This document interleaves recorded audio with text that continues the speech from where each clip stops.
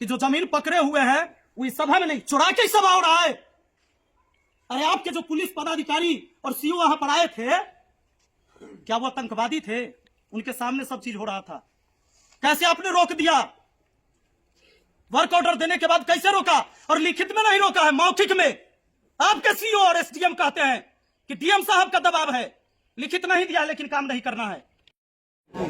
अरे उस सभी पूरे पंचायत रूल, अगर हम रूल से जब रूल से न जाए के चलते हम न्याय नहीं, और जान कर चूंकि समाज के सब लोग हैं, आज तक अगर हम हर जाति मिल के रहे हैं, एक समाज में रहे हैं, तो आगे भी इसी तरीके से गुजारा करना है।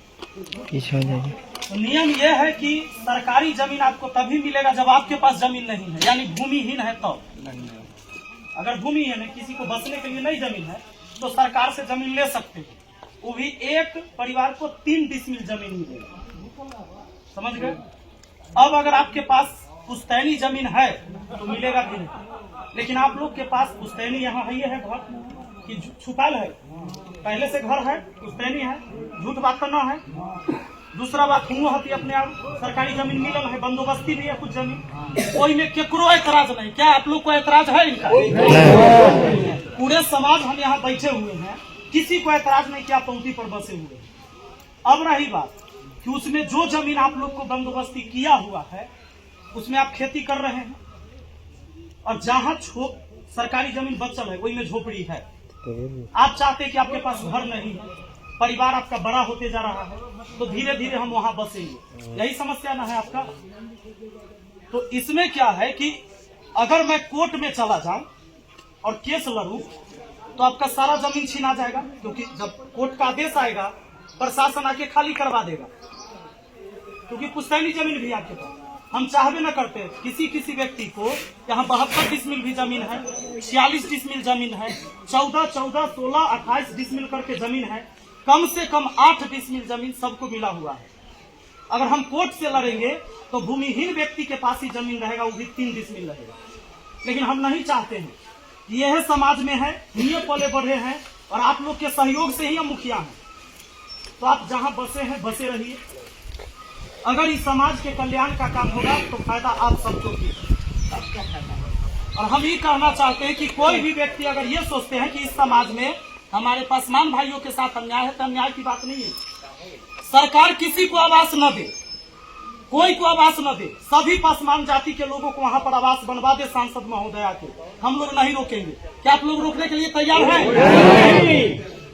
माननीय चिराग पासवान जी, आप सुन लीजिए, समाज में बैठे हुए हैं और डीएम साहब समाज शास्त्र पढ़े हैं आप, लेकिन प्रैक्टिकल यहाँ होता है समाज का। यहाँ हर जाति के लोग बैठे हैं। आप हमारे सभी पासवान भाई जो बेघर है, जिनको झोपड़ी का घर है, सबको आप बनवा दीजिए यहाँ आवास, पूरे गांव को रोक के सबको छत के घर बनवाइए, कोई नहीं रोकेगा। अगर कोई भूमिहीन है तो हम अपना जमीन दान देने के लिए तैयार हैं, लेकिन अगर इस समाज के फैसला को रोकिएगा तो लड़ाई हम अंतिम समय तक लड़ेंगे और अंतिम सांस तक। इस बात को याद रखिएगा। आप लोग ये बात चाहते हैं कि नहीं चाहते, बोलिए?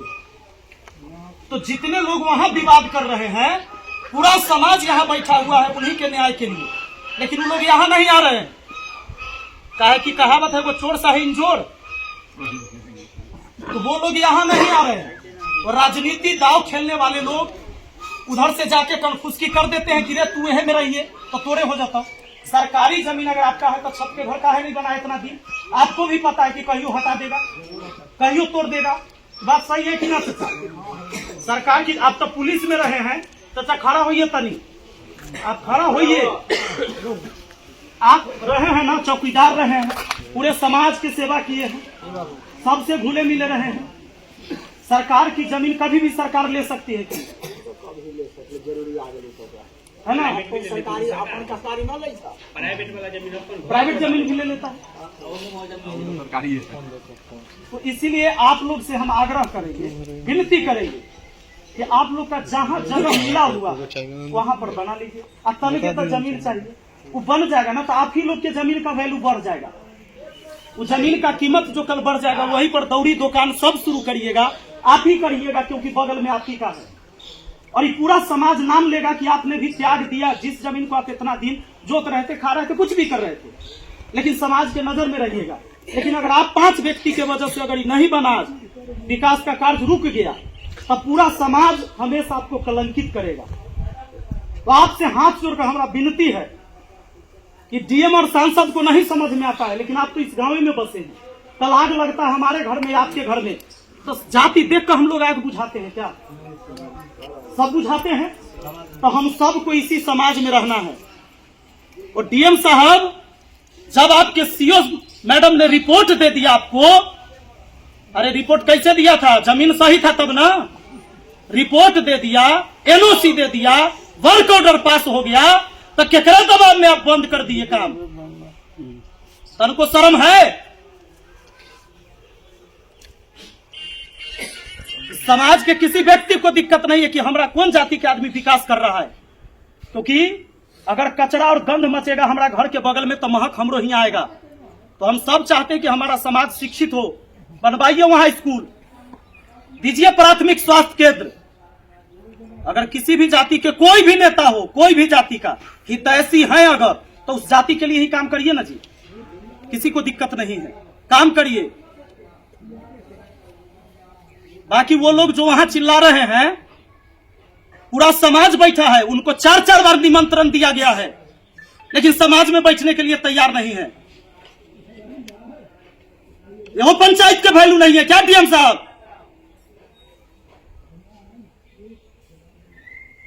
संविधान है कुछ? पंचायत का कोई अधिकार है कि नहीं है?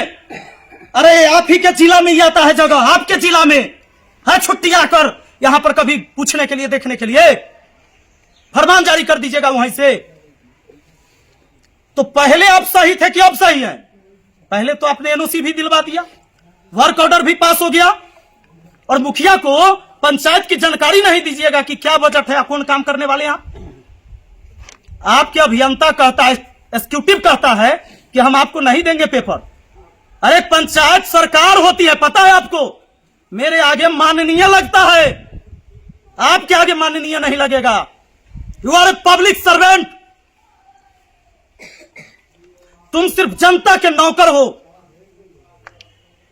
और जब हम 11 तारीख को आएंगे तो एक गरीब आदमी आपके सामने कुर्सी पर बैठेगा, एक मजदूर आदमी बैठेगा और अपनी समस्या को सुनाएगा।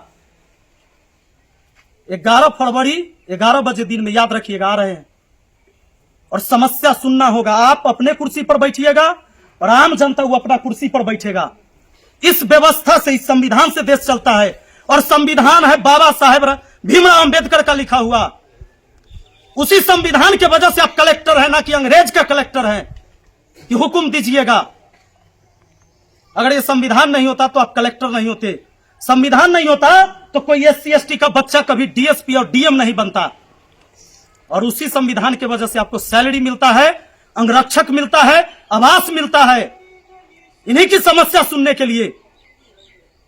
और ग्राउंड रिपोर्ट ये है कि जो जमीन पकड़े हुए हैं वो इस सभा में नहीं, चुरा के सभा हो रहा है।